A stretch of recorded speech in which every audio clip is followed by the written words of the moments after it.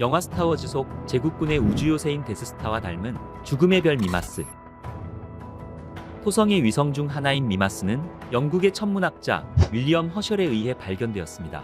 1789년 9월 17일 윌리엄 허셜은 그의 천문대에서 망원경으로 밤하늘을 관찰하던 중 토성 근처에서 희미한 빛의 점을 발견하였습니다.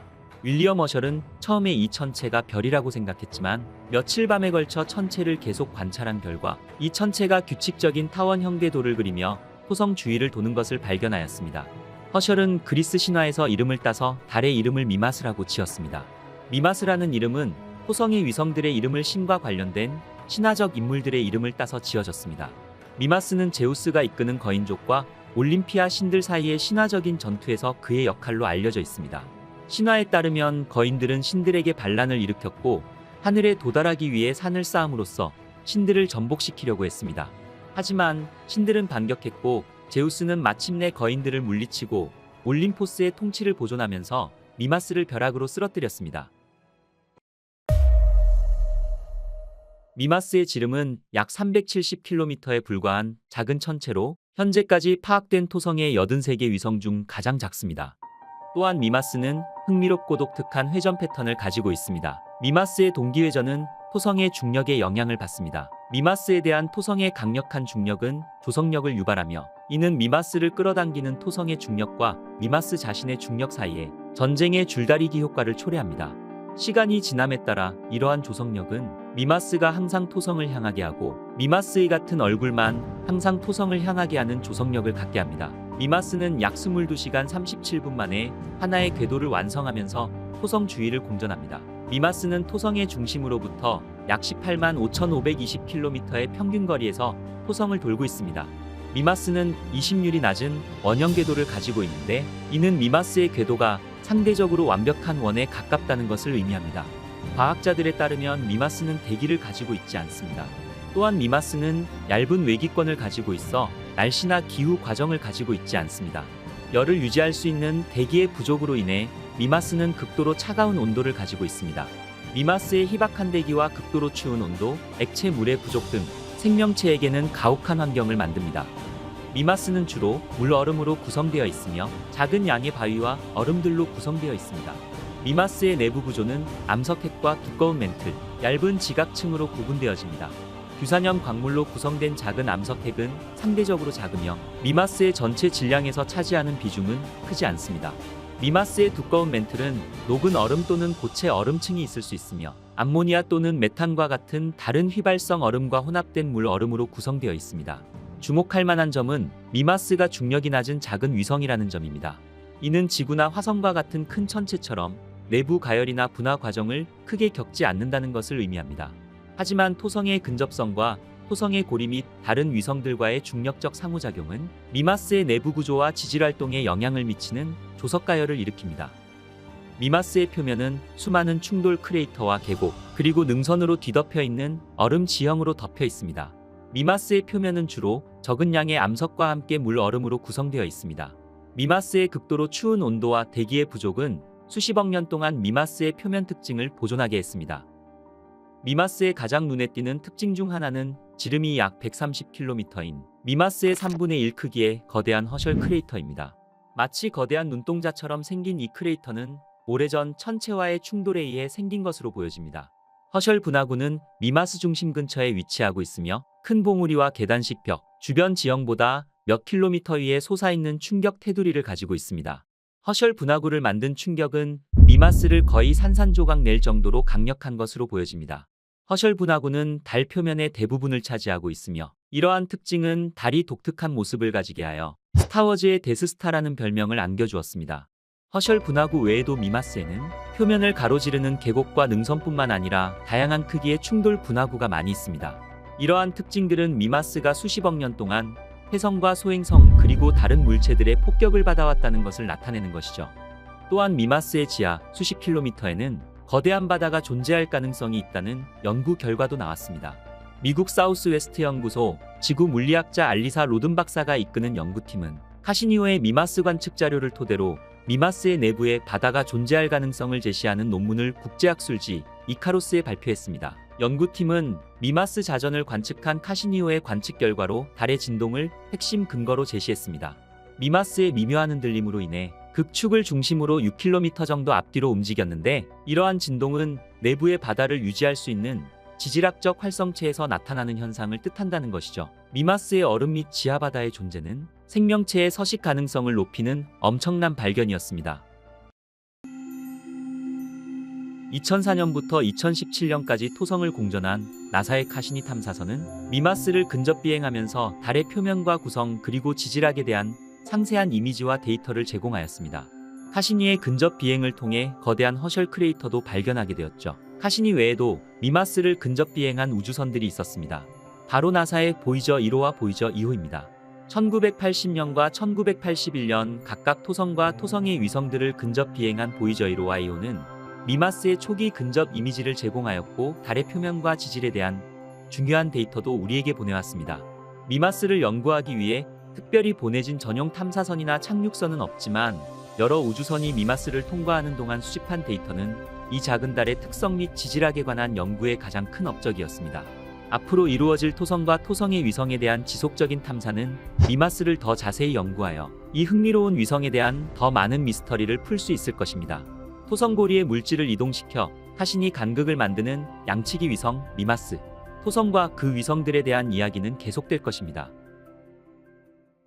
아드키 먼 우주공간에서 반짝이고 있는 작은 달. 지름이 약 500km 정도의 작은 위성이지만 생명체 존재 가능성을 품은 지하바다가 있는 곳. 차가운 얼음으로 이루어진 토성의 작은 달, 엔셀라두스입니다. 엔셀라두스는 1789년 윌리엄 허셜에 의해 발견되었습니다. 허셜은 1787년과 1788년 다양한 관측을 통해 토성의 다른 위성들을 발견하였고, 이후 1789년 8월 28일 엔셀라두스를 처음으로 관측하였습니다. 그는 이 달을 토성의 8번째 위성이라고 명명하였습니다. 그러나 토성의 8번째 위성이라는 명칭은 이후 발견된 여러 개의 다른 위성들과 함께 사용되었습니다. 이후 위성들의 명칭에 혼란이 생기기 시작했고, 위성의 명확한 식별을 위해서는 추가적인 이름이 필요했습니다. 1847년 영국의 천문학자이자 윌리엄 허셜의 아들인 존 허셜은 명칭이 정해지지 않은 7번째와 8번째 위성에 새로운 이름을 붙일 것을 제안하였습니다. 그 결과 1848년 존 허셜이 제안한 이름인 엔셀라두스가 유럽에서 널리 사용되게 되었습니다. 엔셀라두스는 토성을 공전하면서 동시에 자전하고 있습니다. 이 때문에 엔셀라두스의 자전축은 토성의 자전축과 거의 일치하고 있습니다. 즉, 엔셀라두스는 토성의 자전과 동일한 방향으로 자전하고 있는 것입니다. 엔셀라두스의 자전 주기는 약 38시간으로, 이는 토성을 한 바퀴 도는 공전 주기와 거의 동일합니다. 이러한 자전 주기는 엔셀라두스의 북쪽과 남쪽 지역에 서로 다른 계절을 가져오게 합니다. 엔셀라두스의 자전은 토성의 중력에 의해 조절되며, 이는 엔셀라두스의 내부 구조와 지하바다의 흐름에도 영향을 미칩니다. 엔셀라두스는 토성에서 두 번째로 가까운 위성입니다. 엔셀라두스의 공전 궤도는 평균 약 23만 8천 km 정도이며 토성을 한 번 공전하는데 약 33시간밖에 걸리지 않습니다. 또한 엔셀라두스는 토성의 중력에 의해 공전하고 있습니다. 토성의 자기권 안에 위치해 있는 엔셀라두스는 자기장에 직접적인 영향을 받는 것입니다. 또한 엔셀라두스는 토성의 네 번째 위성 디오네와 2대1의 궤도 공명을 하고 있습니다. 즉, 디오네가 한 번 공전하는 동안 엔셀라두스는 토성 주위를 2번 도는 것이죠. 이러한 궤도 공명은 엔셀라두스의 궤도가 완벽한 원형이 되는 것을 막아주며 달의 조석 변형을 막습니다. 이러한 조석력은 엔셀라두스의 핵을 가열하게 되는 것입니다. 엔셀라두스는 수소와 헬륨으로 이루어진 매우 얇은 대기를 가지고 있습니다. 이들은 주로 엔셀라두스 표면에서 방출되는 가스와 함께 형성됩니다. 매우 차가운 대기를 가진 엔셀라두스의 평균 온도는 영하 198도로 추정됩니다. 대부분의 태양빛을 반사하는 엔셀라두스는 실제로 토성에서 가장 추운 위성 중 하나입니다. 이러한 엔셀라두스의 대기 성분은 태양의 자외선으로부터 지표면과 지하바다를 보호하는 역할을 합니다. 엔셀라두스의 표면은 온통 얼음으로 뒤덮여져 있습니다. 주요 구성 성분인 얼음은 수소와 헬륨 같은 가스 성분과 혼합되어 있습니다. 또한 엔셀라두스의 지하에는 암석과 물이 포함된 바다가 존재하는 것으로 추정됩니다. 엔셀라두스의 지하바다는 지상과는 다르게 얼음에서 만들어진 지표 위에 있는 바다가 아니라 얼음 지표 아래에 있는 암석과 물의 혼합물로 이루어져 있습니다. 이 지하바다는 지구의 바다처럼 수소화된 물로 이루어져 있을 가능성이 크며 이 수소화된 물은 생명체의 존재 가능성을 가지고 있습니다. 얼음과 암석으로 이루어져 있는 엔셀라두스의 모습입니다. 지름이 500km인 엔셀라두스는 크기가 작고 표면은 매우 균일하게 보입니다. 엔셀라두스의 표면은 크게 두 가지 지형으로 나눌 수 있습니다. 첫 번째는 얼음으로 형성되어 이루어진 지형으로 크레이터와 골짜기를 뜻하는 밸리 지형 및 평지가 이에 해당됩니다. 이 지형들은 주로 얼음에서 생성되었으며 얼음의 형태와 크기는 지형이 형성된 방식을 알 수 있게 해주었습니다. 엔셀라두스는 표면에 다른 물질이 없기 때문에 매우 밝은 천체입니다. 이러한 밝은 표면은 태양으로부터 받은 대부분의 빛을 반사합니다. 이로 인해 엔셀라두스는 태양계에서 가장 하얀 천체 중 하나인 것이죠.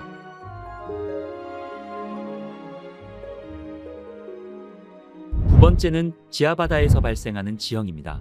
이러한 지형은 지하바다에서 열과 화학 작용이 발생함에 따라 형성되며 생명체가 존재할 수 있는 환경입니다. 또한 엔셀라두스에는 다른 토성의 위성들과는 다르게 상대적으로 젊은 지형들이 많이 있습니다. 이는 토성의 중력으로 인해 조석에 힘이 작용하여 엔셀라두스 표면이 재구성되는 과정을 겪기 때문입니다. 이러한 현상으로 인해 지하바다에서 발생하는 가스와 입자들이 표면으로 방출되는 것입니다. 과학자들은 엔셀라두스의 남극 아래에 거대 바다가 있을 것으로 추정하고 있습니다. 그 첫 번째 증거는 2005년 카시니 탐사선이 관측한 거대 물기둥이었습니다. 지각의 균열에서 얼음 입자들이 분출되는 이러한 현상은 극저온 화산 활동으로 보여지며 이는 우주로 초당 약 250kg의 물을 지속적으로 뿜어냅니다. 이렇게 분출되는 대부분의 수증기 입자들은 엔셀라두스의 약한 중력을 벗어나 토성의 이고리를 형성합니다. 카시니오는 물기둥을 통과하며 엔셀라두스에서 배출되는 물질들을 분석하였습니다. 대부분은 물로 이루어져 있었으며 아미노산과 이산화탄소, 질소 및 메탄도 발견되었습니다. 카시니오에 의해 발견된 메탄은 지구에서는 생명체가 내뿜어서 생기는 물질입니다. 엔셀라두스의 바닷속에서 생명체가 서식할 가능성이 확인된 것이죠. 또한 함께 발견된 아미노산은 생명의 6대 필수 원소이기도 합니다. 이렇게 엔셀라두스의 지하바다에는 생명체 존재에 대한 풍부한 증거들이 있는 것입니다. 카시니오는 엔셀라두스의 남극에서 굉장히 특이한 무늬를 발견했습니다. 호랑이 줄무늬로 알려진 남극의 균열입니다. 평행한 줄무늬로 이루어져 있는 호랑이 줄무늬의 폭은 약 130km로 약 35km 간격으로 서로 교차하며 바닥에서 1km 정도 솟아나 있습니다. 과학자들은 엔셀라두스의 장기적인 냉각이 발생하여 얼음 지각을 두껍게 만들었고 행성 전체에 인장력이 쌓이기 시작하면서 조석가열로 얼음이 가장 얇은 극지방에서 첫 균열이 발생했다고 추측하고 있습니다.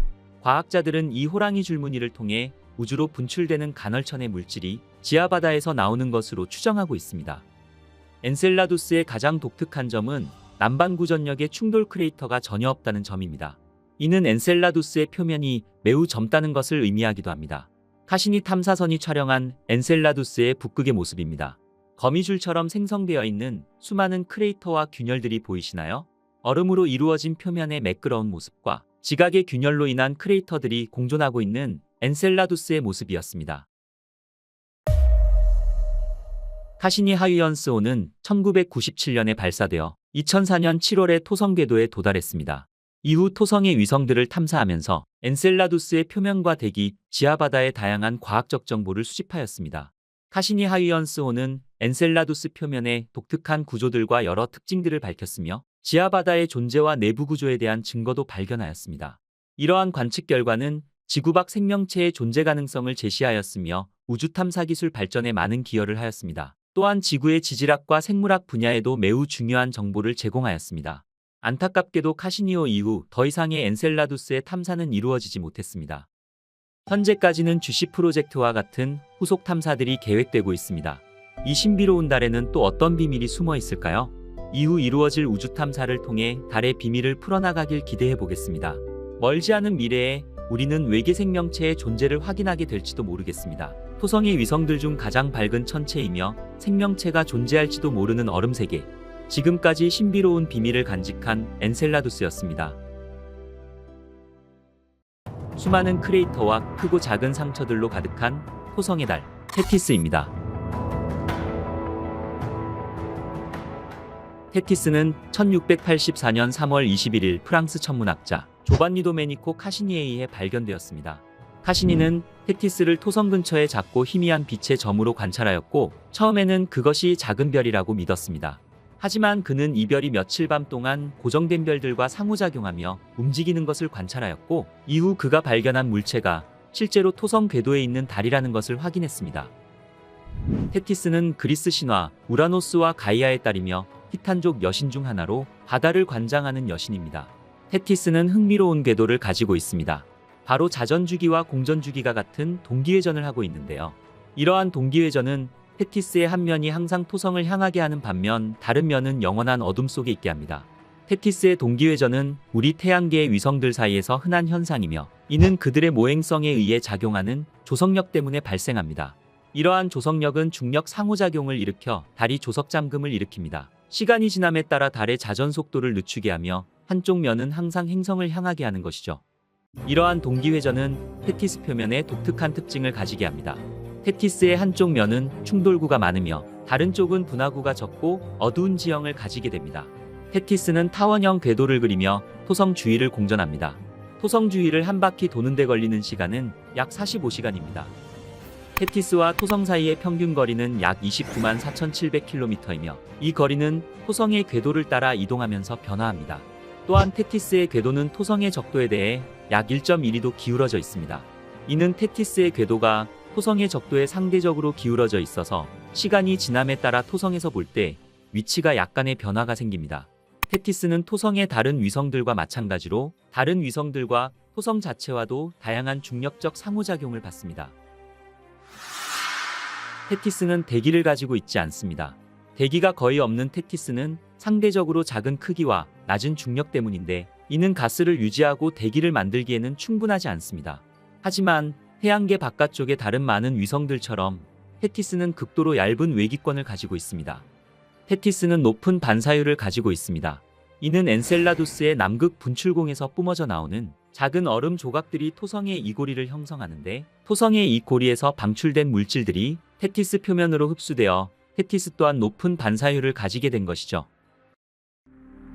높은 반사율과 열을 가둘 수 있는 대기를 가지고 있지 않기 때문에 테티스의 평균 온도는 영하 187도에서 영하 120 사이로 매우 춥습니다. 표면 온도는 주로 태양으로부터의 거리와 태양이 받는 햇빛의 양에 의해 결정됩니다. 테티스가 토성을 공전할 때 태양으로부터 거리는 타원 궤도로 인해 변하며 그 결과 표면의 온도 변화가 발생합니다. 테티스의 지름은 1066km로 중심핵과 멘틀, 지각층으로 구성되어 있습니다. 중심핵은 규산염과 철과 같은 밀도가 높은 물질로 구성되어 있으며 지름이 100km 미만으로 비교적 작은 것으로 추정됩니다. 중심핵을 둘러싸고 있는 테티스의 멘틀은 단단한 형태의 물얼음으로 구성되어 있습니다. 멘틀의 두께는 수백 킬로미터로 추정되며 물얼음과 암모니아, 메탄과 같은 다른 얼음의 혼합물로 구성되어 있습니다. 가장 바깥층인 지각은 수십 킬로미터로 상대적으로 얇으며 주로 고체 형태의 물얼음으로 구성되어 있습니다. 흥미로운 표면을 가진 테티스. 테티스는 수십억 년 동안 유성체 충돌의 결과인 다양한 크기와 모양의 충돌 크레이터로 덮여 있습니다. 멍자국처럼 보이는 동그란 거대 크레이터가 보이시나요? 천체와의 충돌로 생긴 이 크레이터는 테티스에서 가장 큰 것으로 알려진 충돌 분화구로 지름이 약 450km의 오디세우스입니다. 테티스의 지름이 1071km인 것과 비교하면 얼마나 큰 충돌 분화구인지 알 수 있습니다.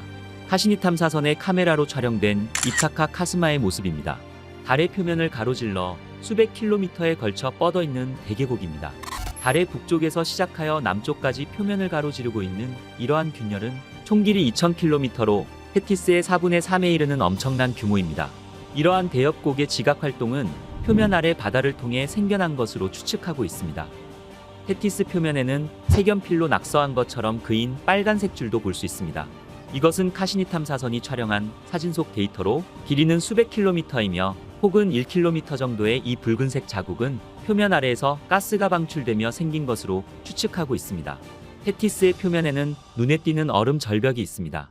이는 달의 얼음 지각이 오랜 기간 내부의 힘에 의해 밀리고 당기고 부서지면서 생기는 현상으로 이는 수 킬로미터 높이에 이를 수 있는 길고 가파른 절벽입니다. 다른 지역보다 더 부드럽고 분화구가 적은 비교적 평평한 테티스의 평원입니다. 이 평원들은 비교적 젊은 것으로 보여지며 오래된 분화구들의 매움이나 달의 표면을 다시 표면화하는 다른 과정들로 인해 형성된 것으로 보여집니다. 2004년부터 2017년까지 토성 궤도를 선회한 카시니 우주탐사선은 테티스의 표면과 구성에 대한 귀중한 데이터를 우리에게 보내왔습니다. 카시니 탐사선은 충돌 크레이터와 계곡, 밝고 어두운 지형을 포함한 다양한 지질학적 특징과 테티스 표면의 상세한 이미지를 포착했습니다. 또한 테티스의 표면 성분을 분석하여 테티스가 주로 다른 물질의 흔적이 있는 물얼음으로 이루어져 있다는 것을 밝혀냈습니다. 카시니 탐사선 이외에도 테티스를 포함한 토성과 토성의 위성들을 연구한 다른 우주선들로는 1980년대에 토성을 근접 통과한 보이저 1호와 보이저 2호, 그리고 지구 궤도에서 테티스의 이미지를 포착한 허블 우주 망원경이 있습니다. 하지만 현재까지 테티스 탐사를 위해 특별히 보내진 전용 탐사선이나 착륙선은 없습니다. 이 매혹적인 달을 더 조사하고 표면과 내부 작용에 대한 더 많은 비밀을 풀기 위해 새로운 탐사선이 보내지기를 기대해 보겠습니다.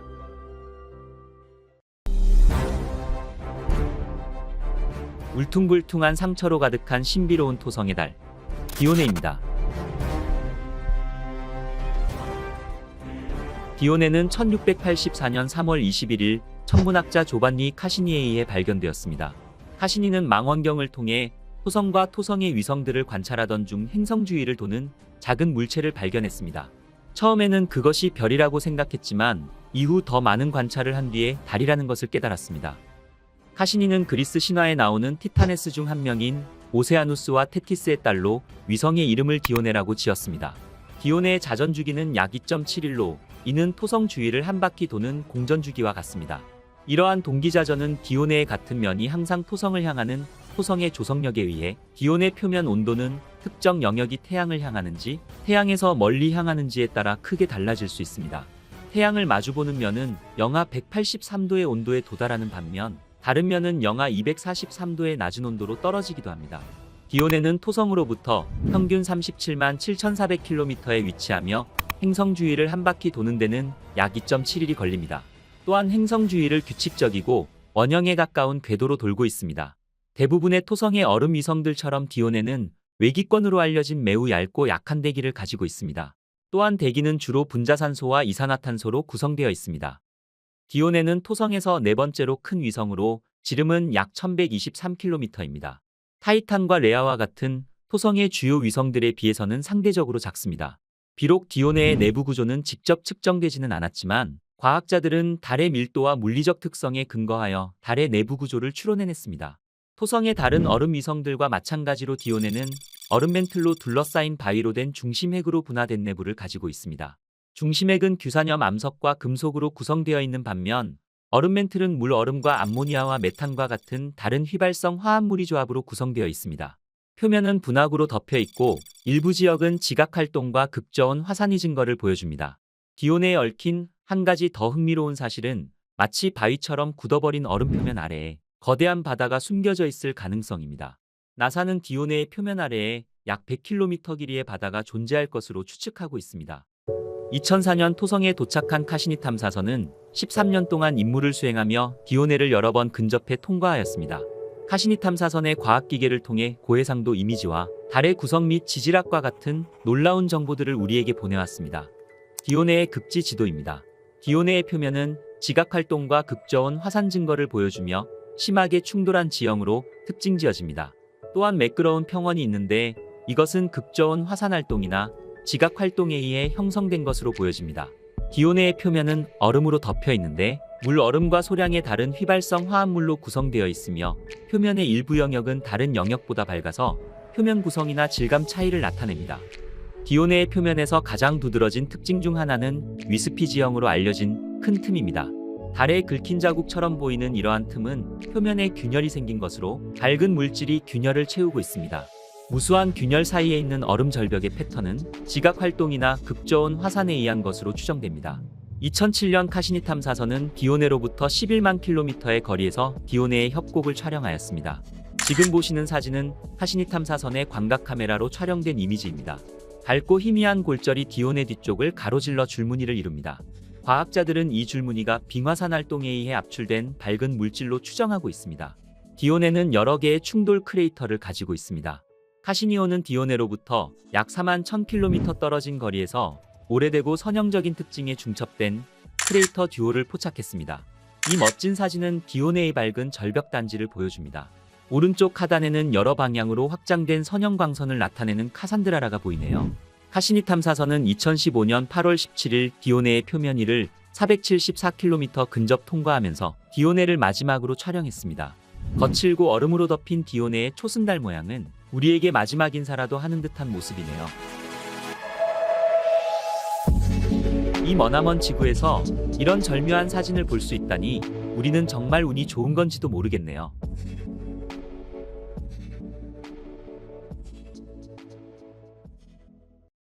두꺼운 대기와 독특한 지질 구조를 가진 흥미롭고 수수께끼 같은 토성의 가장 큰 위성, 타이탄입니다. 타이탄은 1655년 3월 25일 네덜란드 천문학자 크리스티안 하유연스에 의해 발견되었습니다. 그가 직접 디자인한 망원경을 통해 밤하늘을 관찰하던 하유연스는 처음에는 별이라고 생각되는 토성 근처의 작은 물체를 발견했습니다. 하지만 며칠 밤 동안 관찰하면서 작은 물체들이 배경 별들에 상대적으로 움직이고 있다는 것을 알게 되었고, 그것은 토성 주위를 돌고 있는 달이라는 사실을 깨닫게 되었습니다. 하위언스는 그 위성을 토성의 달이라고 이름 지었지만 이후 그리스 신화의 강력한 거인들의 이름을 따서 타이탄으로 알려졌습니다. 타이탄은 수세기 동안 미스터리로 남아 있었습니다. 이는 타이탄의 두꺼운 대기로 인해 달의 연구가 어려웠기 때문입니다. 1980년 보이저 1호가 토성 옆을 지나갈 때 과학자들은 처음으로 타이탄을 가까이서 볼 수 있었습니다. 또한 2004년 토성에 도착한 카시니 탐사선은 표면에서 액체 상태의 호수와 바다를 발견하였으며 타이탄을 훨씬 더 자세히 관측하였습니다. 태양계에서 가장 매혹적인 위성, 타이탄에 대해 자세히 알아보시죠. 토성에서 가장 큰 위성이며 태양계에서 두 번째로 큰 위성, 타이탄입니다. 타이탄은 수성의 크기와 비슷하지만 훨씬 더 작은 질량을 가지고 있습니다. 지름은 약 5150km이며 지구의 달보다 약 50% 정도 크고 화성 크기의 약 80% 정도입니다. 타이탄의 질량은 지구의 약 45분의 1 정도로 목성의 위성인 가니메데 다음으로 태양계에서 두 번째로 큰 위성입니다. 타이탄의 자전 주기는 약 16일로 토성을 한 바퀴 도는 공전 주기와 같습니다. 이것은 조석 고정으로 인해 타이탄의 한쪽 면만 항상 토성을 향하고 있다는 것을 의미합니다. 타이탄의 가장 흥미로운 특징은 지구의 자전과 비슷한 축의 기울기입니다. 이 기울기는 달의 자전 속도가 느리며 1년이 길기 때문에 지구와 마찬가지로 계절이 있다는 것을 의미합니다. 이러한 타이탄의 계절 변화는 타이탄의 많은 지질학적 특징에 영향을 주고 있습니다. 앞에 말했듯이 타이탄의 공전 주기는 약 16일입니다. 타이탄의 공전이 눈에 띄는 이유는 완벽한 원형이 아닌 약간의 타원형이기 때문입니다. 이는 타이탄과 토성의 거리가 궤도에 따라 다르다는 것을 의미하며 이러한 거리의 변화는 시간이 지남에 따라 변하는 중력을 경험하게 합니다. 바로 타이탄의 표면에서 조수가 발생하게 하는 것이죠. 타이탄의 공전은 달의 내부와 토성의 중력과의 상호작용에 많은 영향을 주는 것입니다. 타이탄은 지구보다 4배 이상 두꺼운 질소가 풍부한 높은 밀도의 대기를 가지고 있습니다. 두꺼운 대기와 낮은 중력이 결합되어 우리 태양계 어디에서도 발견되지 않는 독특한 환경을 가지고 있는 것이죠.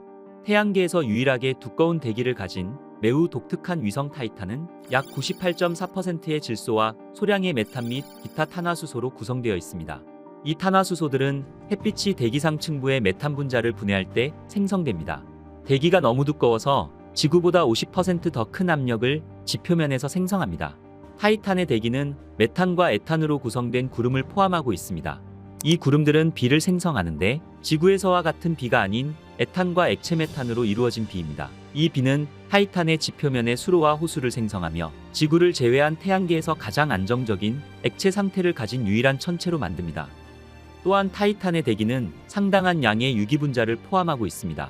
특히 메탄, 에탄과 같은 탄화수소를 포함하고 있기 때문에 오렌지색으로 보입니다.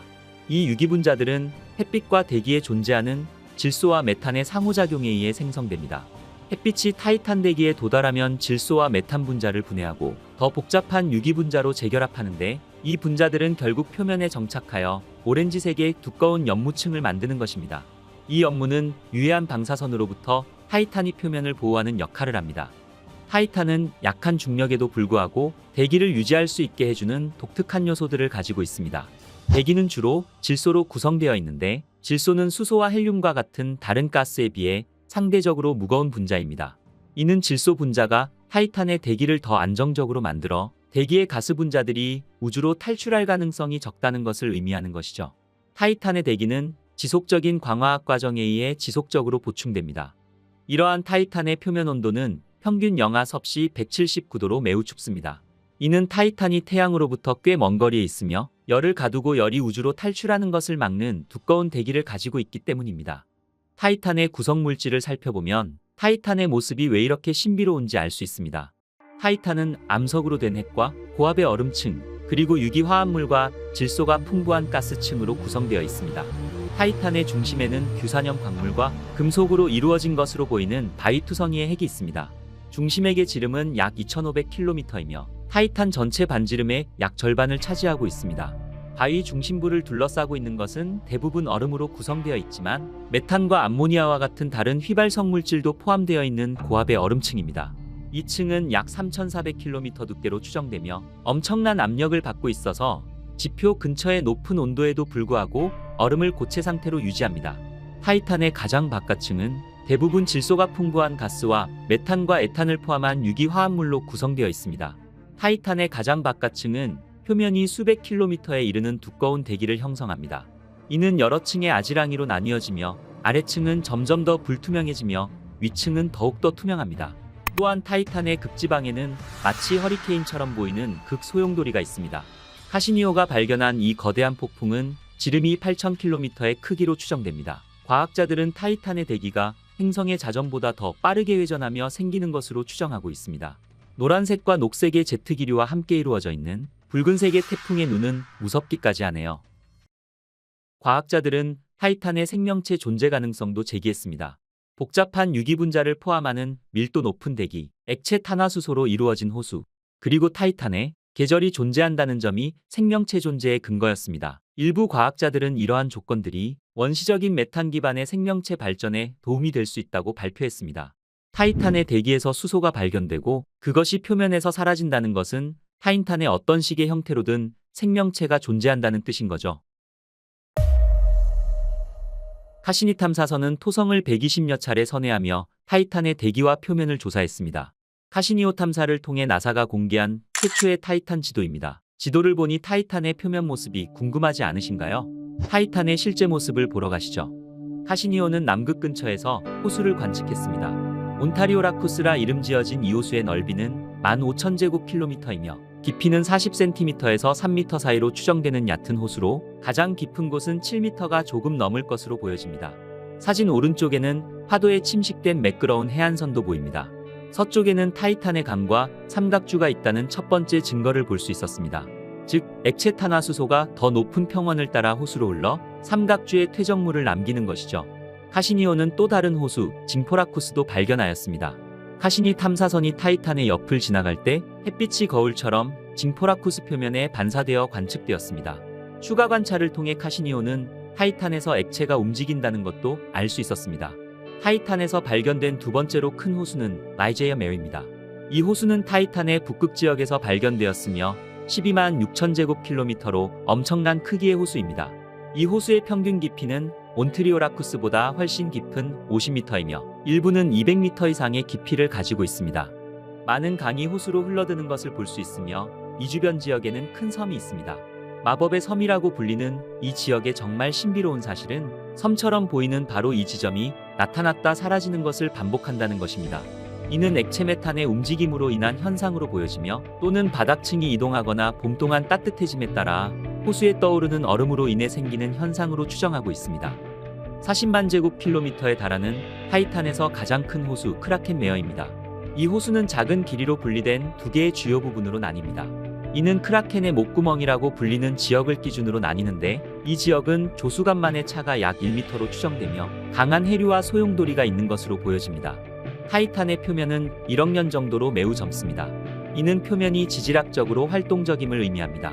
토성과의 기조력으로 인해 달의 지각 활동이 있다는 증거도 있습니다. 그러나 재생된 표면의 주요 요인은 극저온화산일 가능성이 높습니다. 대기에서 메탄을 생성하는 것과 동일한 것으로 이는 지구 화산 활동의 마그마 분출과 같은 현상으로 타이탄의 마그마는 물과 암모니아라는 점이 다른 점입니다. 타이탄의 극저온화산 활동으로 인해 물과 암모니아가 지표면 위로 분출되어 얼어붙어 달의 표면을 재생하는 것입니다. 물과 암모니아로 이루어진 혼합물은 지구의 용암보다 낮은 점성으로 인해 지구의 용암에 비해 훨씬 더 멀리 흐릅니다. 따라서 산이 더 평평하며 지구의 화산보다 높이가 낮게 형성되는 것입니다. 소트라파테라입니다. 소트라파테라 주변 지역에는 높이 차이가 큰 산맥과 계곡, 바위, 기둥 등이 존재하며 메탄가스의 분출이 관측되었습니다. 이는 지하에서 활동하는 마그마나 메탄가스가 지표면으로 분출되어 지표면 환경을 변화시키는 것으로 추정됩니다. 타이탄의 용암이 물과 다른 광물의 혼합이라는 사실은 표면이 지저분한 얼음으로 이루어졌음을 의미합니다. 타이탄의 가장 높은 산은 로키 산맥처럼 산등성이 벨트 형태를 하고 있습니다. 이 능선 벨트는 극저온 화산으로 보여집니다. 타이탄에서 가장 큰 산은 미트린 몬테입니다. 미트린 몬테로 알려진 타이탄의 삼중주 산등성이는 흐릿한 토성의 위성에서 가장 높은 봉우리가 있는 곳입니다. 매우 특이한 점은 메탄눈으로 덮여있는 산이라는 점입니다. 타이탄의 표면에서 가장 눈에 띄는 점은 어두운 지형의 패치입니다. 과거에는 바다였을 수도 있지만 지금은 어두운 광물 퇴적물의 평원입니다. 지구의 남이부 사막과 유사하게 바람이 부는 언덕으로 나타납니다. 타이탄의 표면에는 산과 다른 높은 지형들이 있으며 어떤 봉우리들은 수킬로미터까지 올라갑니다. 이러한 특징들은 물 얼음 또는 유기화합물의 혼합물로 만들어진 것으로 추정됩니다. 1997년 발사된 카시니 하위언스. 나사와 유럽 우주국에 의해 개발된 카시니 하위언스 탐사선은 타이탄의 대기와 표면을 연구하기 위해 특별히 설계되었습니다. 7년간의 여행 끝에 2004년 토성 궤도에 진입했습니다. 2004년 12월 25일 하위언스 탐사선은 카시니 우주선에서 풀려나 타이탄 표면을 향해 하강하기 시작했습니다. 하강하는 동안 하위언스 탐사선은 귀중한 데이터를 다시 토성을 공전하고 있는 카시니 탐사선으로 전송했고 카시니 우주선은 그 데이터를 지구로 보내왔습니다. 하위언스 탐사선의 과학 장비들은 온도와 압력, 그리고 풍속뿐만 아니라 타이탄 대기의 구성과 밀도도 측정하였으며 타이탄의 독특한 표면의 이미지들을 포착했습니다. 또한 복잡하고 역동적인 대기와 지질학적으로 활동하는 표면을 포함한 타이탄에 대한 풍부한 정보를 우리에게 보내왔습니다. 이로 인해 과학자들은 타이탄의 표면의 액체 탄화수소의 존재를 밝혀냈고 이는 달의 생명체가 존재할 가능성에 대한 추측을 이끌어냈습니다. 그리고 타이탄의 두꺼운 대기를 통과하면서 하위언스 탐사선의 과학 장비를 통해 타이탄 대기의 소리도 녹음하였습니다. 그럼 잠시 타이탄의 소리를 들어볼까요?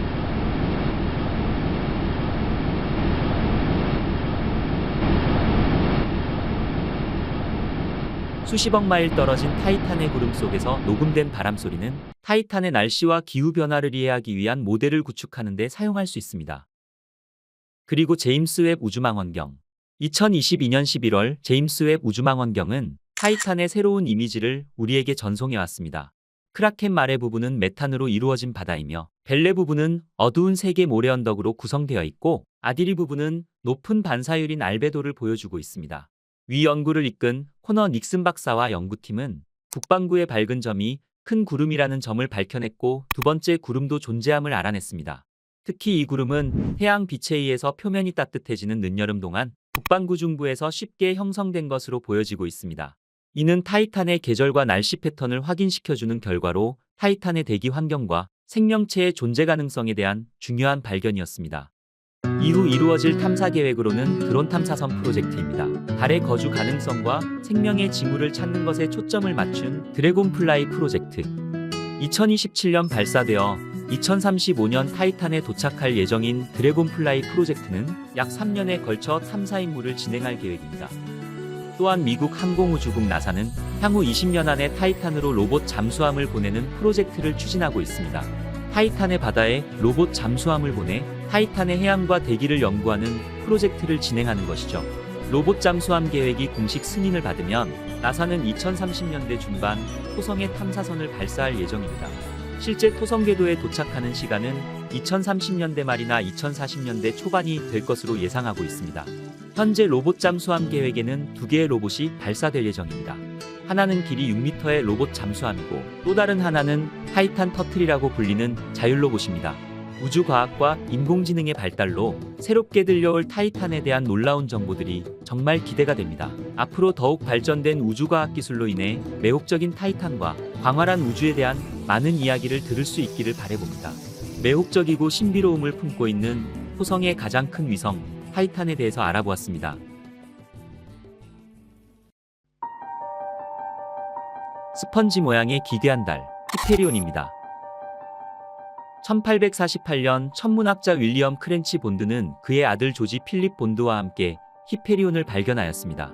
히페리온이라는 이름은 그리스 신화의 우라노스와 가이아의 아들이며 크로노스의 형제이자 테아의 남편인 히페리온이라는 이름에서 유래되었습니다. 히페리온은 매우 특이하고 예측할 수 없는 자전 궤도를 가지고 있습니다. 대부분의 위성들처럼 고정된 축을 중심으로 꾸준히 회전하는 대신 히페리온은 토성 주위 궤도에서 혼란스럽게 굴러갑니다. 이는 달의 밀도가 낮고 중력장이 약해 안정적인 모양을 유지하기 어렵기 때문입니다. 히페리온의 자전은 토성의 중력과 다른 위성들의 영향을 받습니다. 이러한 조석 굴곡 현상으로 인해 히페리온의 모양은 궤도를 이동하면서 약간씩 변하며 시간이 지남에 따라 회전축이 예측할 수 없게 변하게 됩니다. 이로 인해 히페리온의 자전 주기는 약 13일에서 16일까지 매우 다양합니다. 예측할 수 없는 회전에도 불구하고 히페리온은 깊은 분화구와 날카로운 능선, 그리고 얼음으로 뒤덮인 평원을 포함한 독특한 표면을 가지고 있습니다. 이러한 특징들은 토성계의 다른 물체들의 충돌뿐만 아니라 달 자체의 무질서한 자전에 의해 형성되었다고 보여집니다. 이러한 히페리온의 독특한 회전은 천문학자들과 우주를 좋아하시는 분들의 관심을 한 번에 사로잡을 수 있는 매혹적인 현상 중 하나인 것입니다. 히페리온은 타원형으로 공전하고 있으며 기울어진 궤도를 가지고 있습니다. 또한 토성계 다른 위성들로 인해 궤도와 속도가 모두 변화하는 등 매우 불규칙한 궤도를 가지고 있습니다. 히페리온의 토성으로부터의 평균 거리는 약 150만 킬로미터이지만 궤도는 최소 약 140만 킬로미터에서 최대 약 160만 킬로미터까지 매우 다양합니다. 이 타원형 궤도는 완성되는 데 약 21일 정도 걸립니다. 타원형 외에도 궤도의 특이한 점은 히페리온이 토성의 적도에 비해 약 27도 기울어져 있다는 점입니다. 이는 달이 토성 주위를 도는 경로가 토성 고리의 평면과 다른 위성들의 궤도에 상대적으로 기울어져 있다는 것을 의미합니다. 히페리온의 궤도는 토성계의 다른 위성들과의 상호작용으로 인해 더욱 복잡하며 이는 속도와 궤도의 변화를 일으킬 수 있습니다. 히페리온의 회전에 더 큰 영향을 미치는 것은 타이탄과 공명한다는 사실입니다. 따라서 타이탄과 히페리온의 두 개체는 복잡한 변형 세트에서 서로를 통과하며 속도가 빨라지고 느려집니다. 히페리온은 주로 수소가스로 구성된 매우 미약하고 얇은 대기를 가지고 있습니다. 이는 표면의 입자들이 우주로 분출되어 달 주위에 약한 대기를 형성하게 합니다. 이러한 대기는 달의 표면과 태양풍의 상호작용에 의해 생성된 것입니다. 히페리온의 대기는 메탄과 이산화탄소 그리고 질소를 포함한 가스들로 구성되어 있습니다. 이 가스들은 매우 적은 양으로 존재하며 대기의 전체 밀도는 극도로 낮습니다. 히페리온의 평균 반경은 약 135km로 토성의 수많은 위성들 중 원형이 아닌 불규칙한 위성 중에서는 가장 큰 위성입니다. 감자 모양 같기도 하고 스펀지 모양 같기도 한 불규칙한 히페리온은 아마도 큰 규모의 충돌에 의해 파괴되어 떨어져 나온 위성의 잔해로 보여집니다. 달의 표면은 많은 분화구들로 뒤덮여 있습니다. 과학자들은 히페리온의 내부가 태양계 밖 다른 얼음 위성들과 비슷하게 얼음과 바위의 혼합물로 구성되어 있다고 추정하고 있습니다. 또한 히페리온의 밀도는 물의 절반보다 약간 높습니다. 이는 40% 이상의 공극률이 있는 물 얼음 때문으로 보여집니다. 공극률은 입자와 입자 사이에 있는 빈틈이 차지하는 비율을 말하는데 낮은 밀도로 인한 40% 이상의 공극률은 히페리온이 부분적으로 속이 비어 있으며 불규칙한 모습을 가지게 합니다. 달의 무질서한 자전과 표면의 충돌로 인한 히페리온의 다공성은 달 내부의 상당 부분을 빈 공간으로 만들며 서로 연결된 작은 물질 주머니로 구성되게 합니다. 히페리온에 뿌려진 유기물들의 모습이 보이시나요? 히페리온의 표면은 분화구와 산사태로 덮여 있습니다.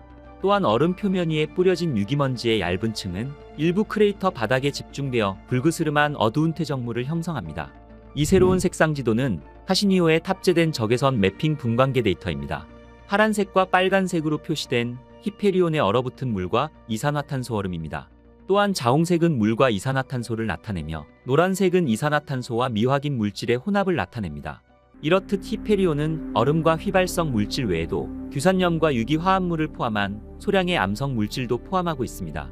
히페리온은 메탄이나 다른 휘발성 물질에 의해 생성된 것으로 추정되며 유기화합물로 구성된 어두운 젓갈 생물질로 덮여 있습니다. 이 물질은 달의 독특한 외관을 가지게 하며 특이한 붉은색을 가지게 하는 원인이기도 합니다. 다공성 물질층으로 덮여 있는 히페리온의 표면에는 매우 불규칙한 모양의 크레이터들이 있습니다. 히페리온의 깊은 분화구는 스펀지나 말벌둥지처럼 기이하게 구멍이 뚫린 모양으로 나타납니다. 이 크레이터들의 크기는 직경 수미터에서 수킬로미터에 이르며 대부분의 분화구들은 어두운 물질로 덮여있는 가파른 벽과 평평한 바닥의 독특한 모습을 가지고 있습니다. 분화구와 어두운 물질 외에도 히페리온의 표면은 여러 개의 큰 분지와 능선과 계곡으로 이루어져 있습니다. 이러한 특징들은 지각활동과 무질서한 자전에 의한 것으로 보여집니다. 2005년 9월 카시니오는 히페리온에 흩어져 있는 기묘한 크레이터들을 관측했습니다. 카시니 탐사선은 중앙의 거대한 충돌 지형의 가파른 측면이 홈이 파인 모양을 하고 있는 것을 관측했습니다. 카시니오는 히페리온 상공 18,000km 고도에서 몇 개의 작은 분화구가 포함된 멜이라는 이름의 큰 분화구를 관측했습니다. 이 거대한 분화구 가장자리에는 수많은 얼음노두가 있으며 바닥은 산사태 잔해와 어두운 물질로 가득 차 있습니다. 분화구의 벽은 울퉁불퉁한 가장자리 주변보다 경사진 측면이 눈에 띄게 더 부드럽습니다. 카시니오는 영겁의 충격으로 만들어진 풍경들을 가로질러 어두운 바닥의 분화구를 고해상도 이미지로 보여주었습니다. 히페리온의 특이한 분화구의 모습입니다. 5개의 선명한 이미지로 구성되어 있는 이 사진은 2005년 9월 26일 카시니오가 히페리온을 근접 비행하는 동안 찍은 사진입니다. 1981년 보이저 2호가 촬영한 모습과 2005년 카시니오가 촬영한 히페리온의 모습입니다. 히페리온의 과거와 현재의 모습을 이렇게 한 번에 보니 지금까지 발전해온 우주기술에 감사한 마음이 듭니다.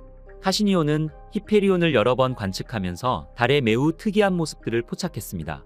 많은 크레이터들이 생성된 표면, 다공성 텍스처, 유기화합물로 이루어진 독특한 젓갈색, 불규칙한 감자 모양의 달, 그리고 휘발성 물질로 구성되어진 모습들이었습니다. 카시니오는 히페리온과 토성계에 대한 풍부한 자료를 우리에게 제공하였고, 과학자들이 이 매혹적인 위성을 연구하는 데 엄청난 도움을 주었습니다. 계속된 과학의 발전으로 우리의 우주여행이 더 활발해지길 바라봅니다. 오늘의 우주의 발견은 여기까지입니다. 저는 또 더욱 재미있는 우주 이야기를 가지고 다시 찾아뵙겠습니다. 끝까지 시청해주셔서 감사합니다.